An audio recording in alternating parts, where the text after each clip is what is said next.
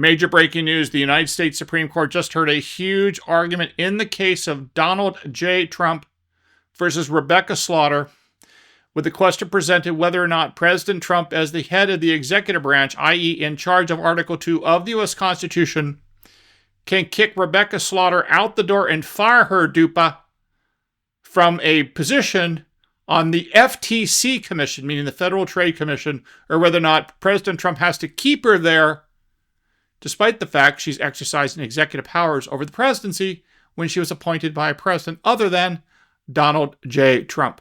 We're going to break down this critical decision, important for destroying the deep state, that we win this one, and I'm happy to report I think we're going to. Let's talk about it when we come right back. Hey folks, I'm Mark Smith, host of the Four Box of Diner, proud American, gun owner, constitutional attorney, member of the United States Supreme Court Bar, and I'm proud to say the top voice of the Second Amendment in America. Thank you, 2025 Gundies Awards. And as you know, I am nominated again for the 2026 Gundies Awards for the top voice of the Second Amendment, top voice of the 2A. So if you're so inclined, go on over there once a day to thegundies.com, and vote in the category Top Voices of the 2A for Mark Smith and the Four Box of Diner. I would really appreciate your support. All right, folks, so we've talked about this case of Trump versus Slaughter before. This is a very big deal for many reasons. This is a case about separation of powers. As you know, it's basic black letter law, which I'm emphasizing on this channel, because you need to understand all aspects of constitutional law and not just Second Amendment specific jurisprudence, because it all works together to protect our right to keep and bear arms and all of our rights. So what happened in the Slaughter case is Rebecca Slaughter was nominated and confirmed to a commission on the Federal Trade Commission. She's a commissioner on the FTC, appointed by Joe Biden. President Trump wins the election in 2024 and takes over the executive branch. As you know, under the Constitution, Article 1 of the U.S. Constitution creates the Congress, the legislative branch, to make the laws. That's what Article 1 is all about, making the laws, making the legislation, making the statutes. Article 2 of the U.S. Constitution creates the President of the United States, and it vests all the authority of Article 2 of the U.S. Constitution in the President. That would be the man, the guy, the President. The President is what it says. One guy. Not a commission, not a board, not a group of dudes. One guy. All the power of Article 2 is vested in the President.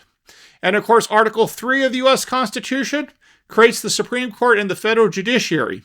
So what's the issue presented here? The question is whether or not Congress has the constitutional authority to create a multi-member commission and basically operate as a fourth branch of government. The reason why I keep hammering home that the Article 1 is the Congress, Article 2 is the presidency, Article 3 is the courts, is there is no Article 4 of the Constitution that's created or exists for the purposes of creating a fourth branch of government. There is no article that creates a group of administrative agencies that are beholden to nobody, that they're independent of the Congress, they're independent of the president, they're independent of the courts. It doesn't exist, and yet that is essentially what Congress has been setting up over the years. The Federal Trade Commission is an example where you have multiple commissioners nominated and confirmed by different presidents of different political parties. The idea of an independent agency, an independent administrative agency, should not exist in our constitutional form of government yet, since the 1930s and that terrible president, Franklin Delano Roosevelt, took over with his New Deal and destroyed the American economy, but that's a topic of a different day. He brought in all these so-called experts, these independent experts, to run the government. So that meant no matter who we, the people, elected, they, the independent experts working for the government as bureaucrats, as sweaty civil servants, got to be the bosses. That's right, but that's not how the government's supposed to work under our Constitution, because there is no fourth branch of government designed for independent agencies that don't answer to anyone, including but not limited to the president. That's what this question is about, because President Trump came into office and he terminated the commission of Rebecca Slaughter and said, don't let the door hit you on the dupe on the way out.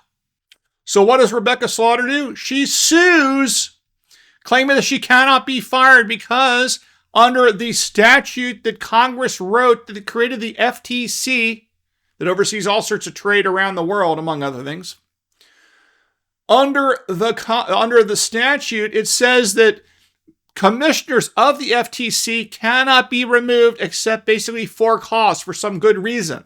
It's essentially the argument, okay? Essentially the gist of it, for your purposes.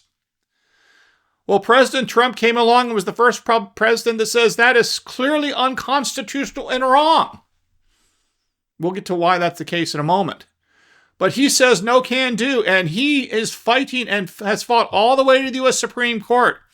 And the question is whether or not, under the theory known as the unitary executive theory, meaning a single president controls the executive branch in the same way that a CEO of a company controls all the employees of a company, the same way that if you start your own business, you get to hire and fire the people that work for your business because you're the boss. In the same way, President Trump is the head of the Article 2 executive branch, is the boss of the executive branch. And how can people working for him, many of whom may be appointed by Democrats that want to undercut his agenda, why would he want these people working in his administration? Obviously, he does not want that. Makes a lot of sense. And the founding fathers understood this, which is why they set up this constitutional structure. So during this oral argument today, it was a big fight going back and forth.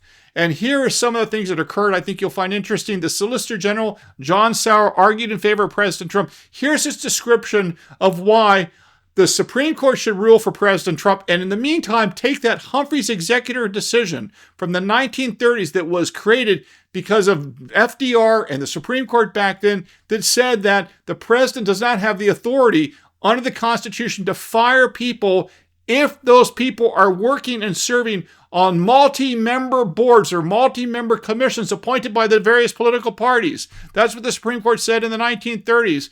And Donald Trump says, no can do. I don't believe that. And here's the explanation of his Solicitor General, John Sauer, as to why President Trump's legal position is correct. We will hear argument this morning in case 25-332, Trump versus Slaughter. General Sauer. Mr. Chief Justice, and may it please the court. In SELA law, this court held that the president's power to remove and thus supervise those who wield executive power on his behalf follows from the text of Article 2, was settled by the first Congress, and has been confirmed by precedent, including at least 9 decisions of this court from Ex parte Hennon through Trump against United States. Humphrey's executor stands as an indefensible outlier from that line of authority.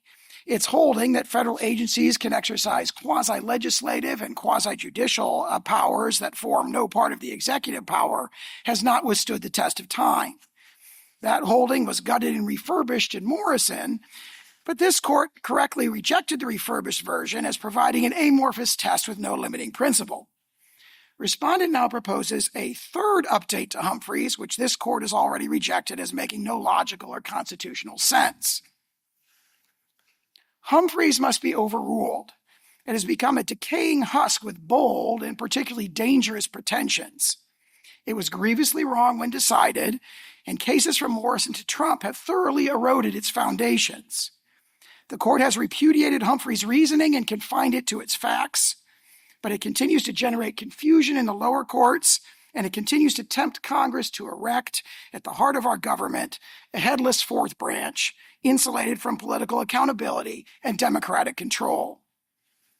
As Justice Thomas wrote in SELA law, Humphreys poses a direct threat to our constitutional structure and, as a result, the liberty of the American people. And as SELA law held, the modern expansion of the federal bureaucracy sharpens the court's duty to ensure that the executive branch is overseen by a president accountable to the people.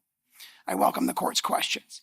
Makes a lot of sense, doesn't it? Well, here is Justice Brett Kavanaugh asking Solicitor General John Sauer, how come nobody other than Donald Trump is willing to step up and do this in the past? Like, what's the big deal? And you'll like this answer. It's quite interesting. Why did no president challenge this structure from 1935 to 2025? We've had a lot of presidents who've had very strong views of Article 2. yet for 90 years it stood not directly challenged. Why do you think that is? They'd be speculative to answer that. I mean, one reason might be that presidents are fairly comfortable with taking away tough political decisions. So as the court has said in multiple cases, I believe one president cannot bind the hands of its successors. And the president, there's a kind of responsibility that goes with the authority here. The president sometimes may have a political incentive to allow tough decisions to be outsourced, so to speak, to agencies that he doesn't have direct control over. However, our constitutional structure dictates that the president cannot do so. He cannot bind the hands of its successors, or the encroached upon branch cannot consent to the encroachment, and therefore disrupt our constitutional structure. Of course, it cannot be a great Supreme Court argument without Justice Brown Jackson weighing in. And here's her interesting perspective, where she basically is saying we'd be better off in certain instances of letting unelected bureaucrats decide what to do for us, regardless of what the democratic process has to say. So it'd be better to have independent bureaucrats make the decisions rather than, let's say, the president who's elected by all of we the people. Check it out. I guess I have a very different view of the dangers and real-world consequences of your position than what you explored with Justice Kavanaugh. My understanding was that independent agencies exist because Congress has decided that some issues, some matters, some areas should be handled in this way by nonpartisan experts. That Congress is saying that expertise matters with respect to aspects of the economy and transportation and the various independent agencies that we have. So having a president come in and fire all the scientists and the doctors and the economists and the PhDs and replacing them with loyalists and people who don't know anything is actually not in the best interest of the citizens of the United States. This is what I think Congress's policy decision is when it says that these certain agencies we're not going to make directly accountable to the president.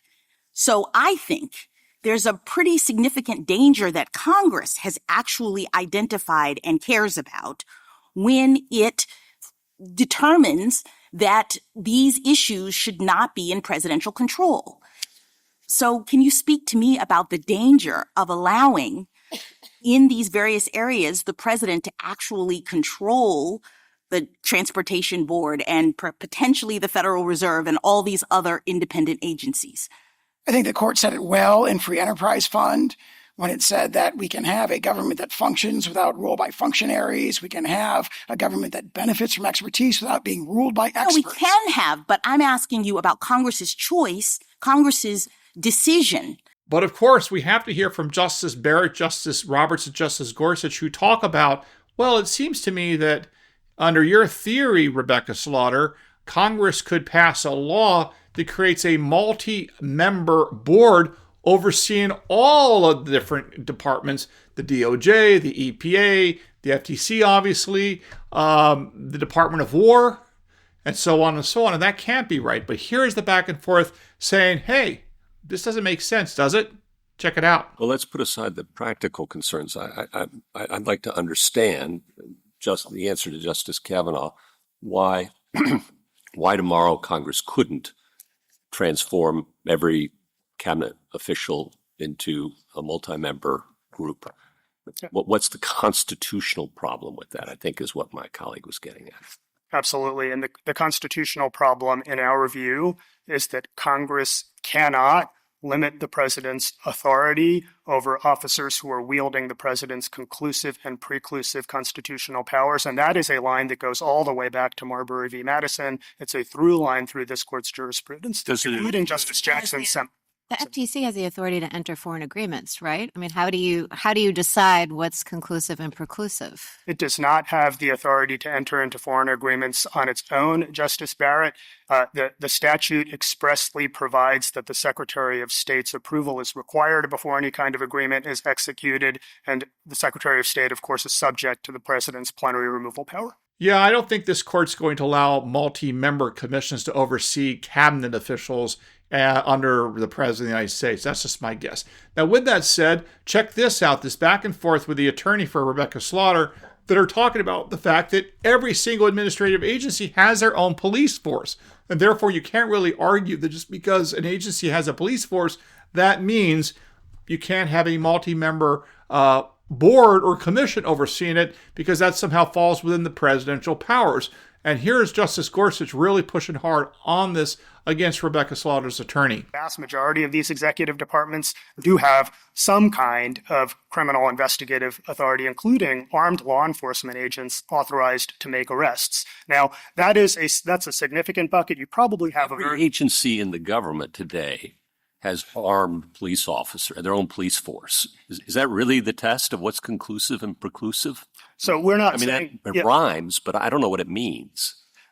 Justice Gorsuch, I think you're making a good point insofar as you're saying insofar as Your Honor's point is that there's a lot of what these agencies do that would not be deemed conclusive and preclusive, and we absolutely acknowledge that. And so the answer to the Chief Justice's question is tomorrow we could have the Labor Commission, the Education Commission, the Environmental Commission, rather than Departments of Interior and so forth. And I think the really interesting question presented by Justice Alito actually is saying, hey, if you think about it, could Congress whack up the Department of Justice and say that the President of the United States has the authority to make determinations involving any criminal law aspects overseen by the Department of Justice, but then on the civil side, challenges to the Second Amendment or challenges under the Second Amendment to federal gun control laws, or decide who to sue or how to defend a case, those determinations by the Department of Justice could then be delegated